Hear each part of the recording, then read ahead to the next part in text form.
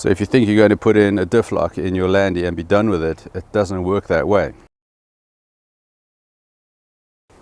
Well guys, there's a couple of parallels here. One of the expeditions of a Land Rover that they did back in the day was the Darien Gap, which was basically a camel trophy rolled into 3 months kind of thing. Did a very short little write-up in our book about it, which you can read here amongst a whole lot of other stuff.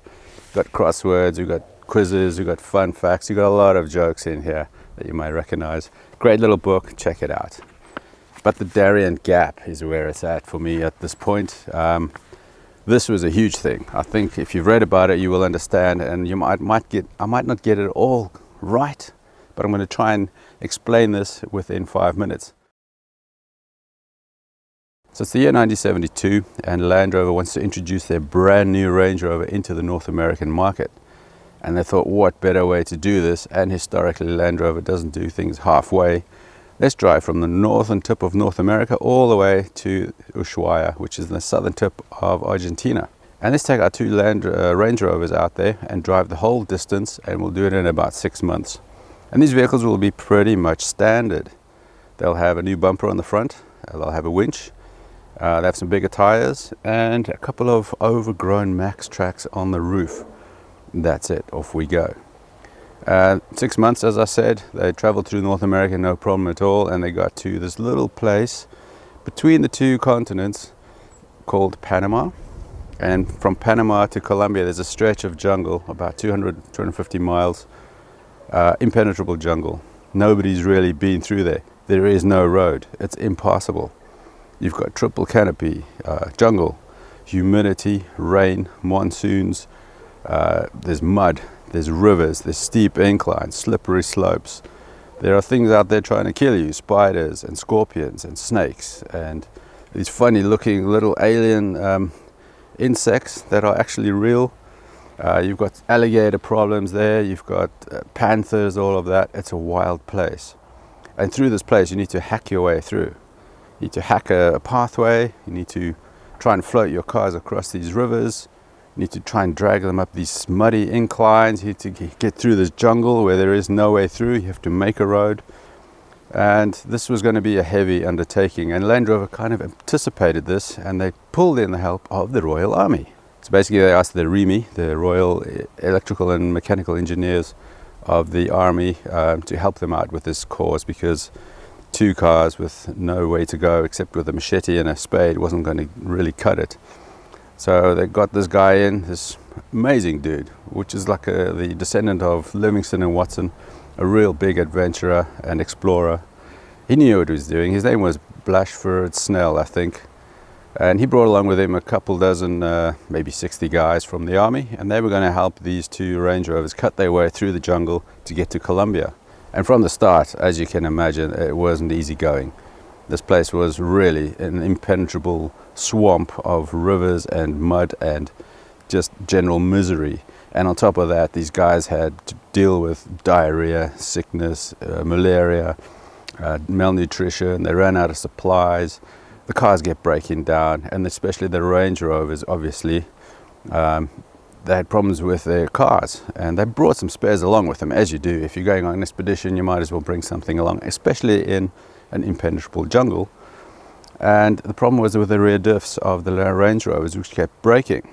So they kept replacing them and kept going, but they kept having the same problem. So eventually they ran out of any spares, and they're stuck in the jungle, and they can't move, and they have to call in help with helicopters to resupply them.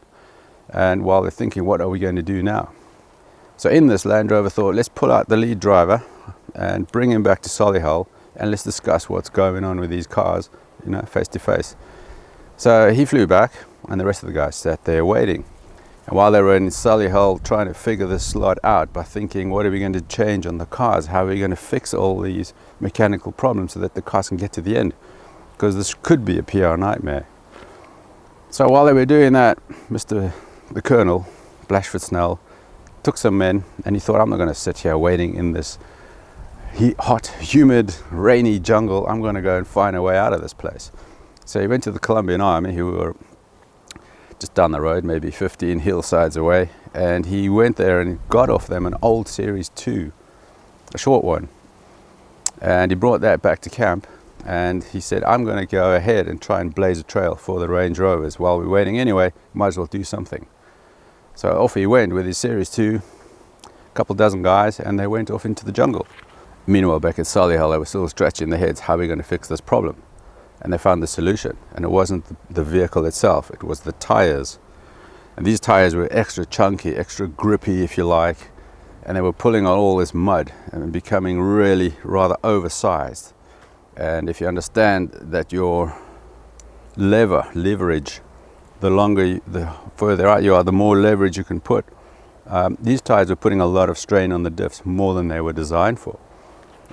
Just dragging all this mud and stuff through the jungle, and eventually the diffs would just break. So they sent this guy back from Solihull to the jungle with a new set of tires. That was the solution. And with these tires, they managed to get through the jungle, obviously following Mr. Blashford Snell's route with his Series 2, and the vehicles were actually fine after that, no problem at all. The end of the story is that the guys were at the end of the jungle, and it took them 100 days to cover 200 miles. So can you imagine? They were fed up, they were done, they were tired, they were finished. So the guys took the 2 Range Rovers, dashed through South America as quick as they could, parked up for a photo moment right at the southern point, went to the airport and flew home. They were done. Darien Gap had kind of beaten them on a mental level. So where does all this fit into Land Rover and my opinion of keeping it stock? And a lot of you guys who are out there doing a lot of off-roading and very heavy mud challenges, winching and all of that, you'll laugh. And I get it, I've been there as well.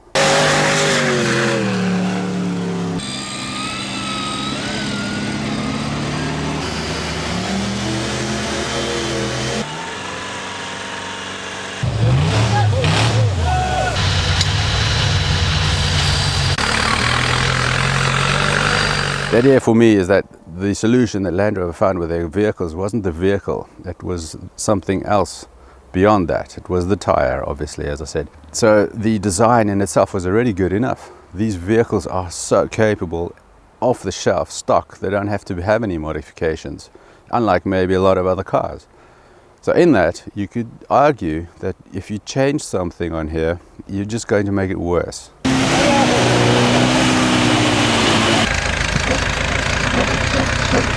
And why do I say that is, if you put in a diff lock in the rear or the front, you're going to put extra strain on the half shafts, obviously, because now they're both have to do a lot of hard work and they're getting a lot of extra torque instead of just maybe spinning and that torque is released.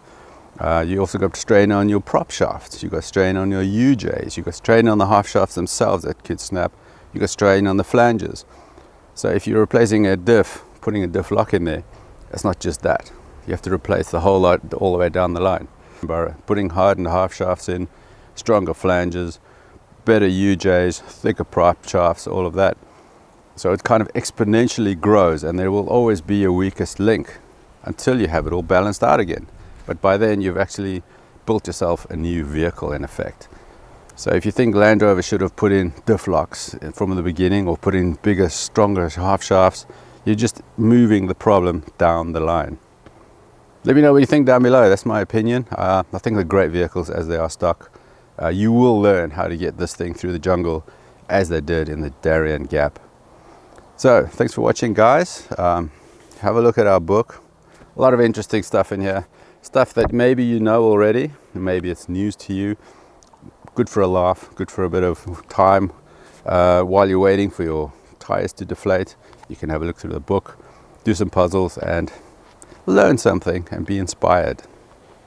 Thanks for watching, guys. Catch you on the next one. Keep rolling.